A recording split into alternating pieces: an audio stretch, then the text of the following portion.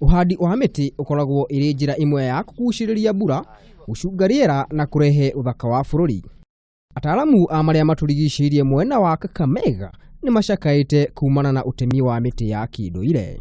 Muikariri giti wa maria maturigiciirie mwena wa Shinyaru Charles Lwanga augite ati utemi wa miti ya kinduire ni ukunina nginyagia nyamu imwe cia githaka iria cikaraga ithaka-ini iria cikoraguo na miti ya kinduire. A Mwangi will never climb a cypress tree. It will never climb a pine tree.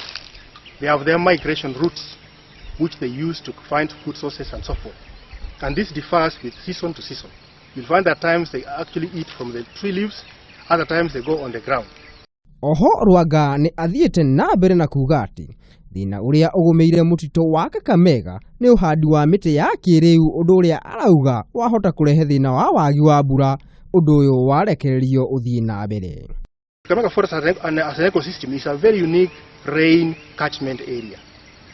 Unknown to many people and even to our managers of the forest is that when the natural forest is the way it was before it's interfered with, it accumulates a certain percentage of moisture, which at a particular time, whether we see with our human eye, is dry, at one time it will go up and it will spark off rain. Lwanga ni atitirithitie kuga ati thina uyu ni ukurorwo niguo mutitu uyu uhonokio kumana na kuhuka. Handu-ini ha Kameme TV, niĩ njĩtagwo Maina wa Mwangi.